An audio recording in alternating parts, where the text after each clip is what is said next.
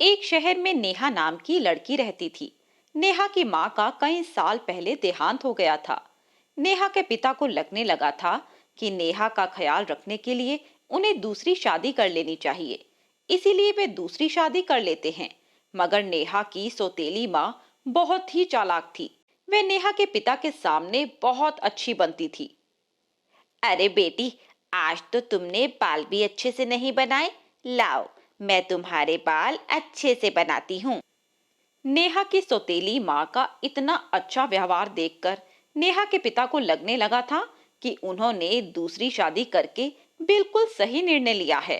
पहले मुझे नेहा की बहुत चिंता लगी रहती थी, क्योंकि काम के साथ साथ मैं अपनी बेटी का ख्याल नहीं रख पा रहा था। मगर अब मैं चिंता मुक्त हो गया हूँ, क्योंकि अब तुम जो आ गई हो उसका ख्याल रखने के लिए। हाँ जी, भले ही मैं उसकी सगी माँ नहीं हूँ, मगर मैं उसका अपनी बेटी जैसा ख्याल रखूंगी, क्योंकि यह मेरा कर्तव्य है। नेहा के पिता यह देखकर बहुत खुश थे। मगर उन्हें क्या पता था कि उनके जाते ही वे नेहा पर बहुत अत्याचार करती है। वे नेहा से घर के सारे काम कराती थी। अगर कभी नेहा काम करने से मना कर देती थी तो वह उसे एक लकड़ी की छड़ी से मारती थी। अब इस घर में वही चलेगा जो मैं कहूंगी, और आइंदा से मेरे काम को मना करने की जरूरत मत करना। नेहा अपने पिता को यह बात बताना तो चाहती थी, मगर वह मजबूर थी, क्योंकि उसकी सौतेली माँ ने उसे धमकी दी हुई थी। अगर वह अपने पिता को यह बात बताने की कोशिश भी करेगी तो वह उसे अपने घर से बाहर निकलवा देगी। इसीलिए नेहा यह बात किसी को नहीं बताती थी। नेहा अपनी माँ की तस्वीर को देखते हुए कहती है, माँ, सौतेली माँ बहुत बुरी है। वह मुझे बहुत मारती है और मुझसे बहुत काम करवाती है। काश आप यहाँ होते तो मेरे साथ ऐसा नहीं होता। नेहा की सौतेली माँ पेट से थी। जब ये बात उसके पिता को बताती है तो वह बहुत खुश होते हैं। नेहा के पिता उसकी सौतेली माँ से कहते हैं, वाह भाग्यवान, तुमने तो बहुत अच्छी खुशखबरी दी है। हमारे घर में फिर से बच्चे की किलकारियां गूंजेंगी। कुछ महीनों बाद नेहा की सौतेली माँ एक बच्चे को जन्म देती है। मगर नेहा की सौतेली माँ के बेटा होने के बाद वह उससे और ज्यादा बुरा बर्ताव करने लगती है। अगर नेहा अपने सौतेले माँ के बेटे के पास जाती थी तो वह नेहा पर बहुत गुस्सा करती थी। ए लड़की, चल हट मेरे बेटे के पास से। नेहा को यह सुनकर बहुत बुरा लगता था। वे अपने कमरे का दरवाजा बंद करके खूब रोती रहती थी। उनके मोहल्ले के लोग भी यह सब देखते थे। वे नेहा की सौतेली माँ के बारे में बातें भी किया करते थे। नेहा की सौतेली माँ कितनी चालाक औरत है। वे नेहा पर कितना जुल्म करती है। पता नहीं नेहा उस घर में कैसे रहती है। सही कहा सरला बहन, मगर हम दूसरों के घर में कुछ कह भी तो नहीं सकते। बस भगवान नेहा को हिम्मत दे। नेहा को पशु पक्षियों से बहुत लगाव था। वे रोज उनको खाना खिलाया करती थी। नेहा की सौतेली माँ को यह बिल्कुल भी पसंद नहीं था। मैंने तुझे कितनी बार कहा है, इन कुत्तों और पक्षियों को मेरे घर के बाहर खाना मत खिलाया कर। उनकी आवाज से मेरे बेटे की नींद खराब होती है।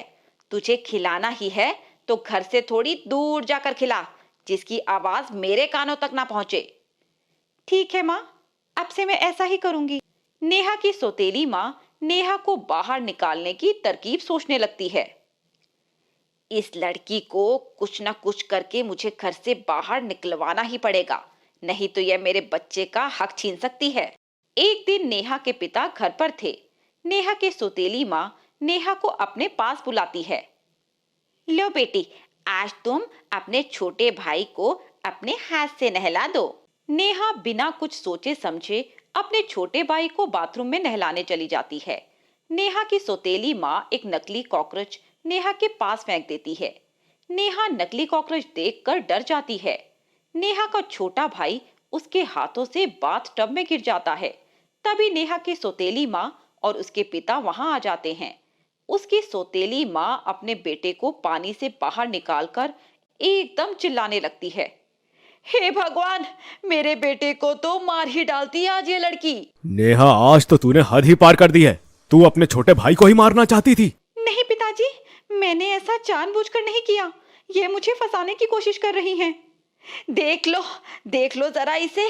मैंने इसका कितना ख्याल रखा और आज ये लड़की मुझ पर ही इल्जाम लगा रही है। निकल जा मेरे घर से, इससे पहले कि मैं कोई ठोस कदम उठा लूं। नेहा के पिता उसकी एक नहीं सुनते और उसे घर से बाहर निकाल देते हैं। नेहा को कुछ समझ नहीं आ रहा था कि वह कहाँ जाए। तभी चलते चलते उसे एक मंदिर दिखता है। वह उस मंदिर में चली जाती है। भगवान जी, आपको तो सब पता है ना, मैंने ये जानबूझकर नहीं किया था। पहली बार मेरे पिता ने मुझको इतना डांटा और उन्होंने मेरी बातों पर विश्वास भी नहीं किया। नेहा उस मंदिर के पास एक झोपड़ी बनाकर उसी में रहने लगती है। मंदिर में जो लोग दर्शन करने आते थे वे उसे कुछ न कुछ खाने को दे दिया करते थे। एक दिन नेहा एक पेड़ के नीचे बैठे रो रही थी। तभी एक बिल्ली उसके पास आकर गिर जाती है। उस बिल्ली के पैर में चोट लगी हुई थी, जिस वजह से वह चल भी नहीं पा रही थी। इस बिल्ली को तो बहुत चोट लगी हुई है, मुझे कुछ करना चाहिए। नेहा के पास कुछ पैसे थे। उन पैसों से वह मेडिकल स्टोर से दवाई लाती है और बिल्ली की चोट पर लगा देती है। कुछ देर बाद वह बिल्ली ठीक हो जाती है। तभी वह बिल्ली एक परी के रूप में आ जाती है। नेहा परी को देखकर बहुत चौंक जाती है। मैं कोई सपना देख रही हूँ क्या? आप सचमुच परी हैं? हाँ, मैं एक परी हूँ। मैं धरती लोक पर भले लोगों की मदद करती हूँ और उनकी परीक्षा लेती हूँ। मेरे पास ढेर सारे लोग गुजर रहे हैं, मगर किसी ने मेरी मदद नहीं की। तुम एक अकेली थी जिसने मेरी मदद की। तुम इस परीक्षा में सफल हुई हो, इसीलिए तुम मुझसे कोई भी एक इच्छा मांग सकती हो। नेहा सोच में पड़ जाती है कि वह परी से क्या मांगे। बहुत सोचने के बाद वह परी को जवाब देती है। मुझे मेरी सौतेली माँ ने घर से बाहर निकाल दिया। अब मैं एक छोटी सी झोपड़ी में रहती हूँ। मुझे ज्यादा कुछ नहीं चाहिए। आप बस इतना कर दीजिए कि मैं 2 वक्त की रोटी खा पाऊं। ठीक है नेहा, मैं तुम्हारी ये इच्छा पूरी करती हूँ। वह परी जैसे ही अपनी छड़ी घुमाती है, तभी नेहा के सामने एक मशीन आ जाती है।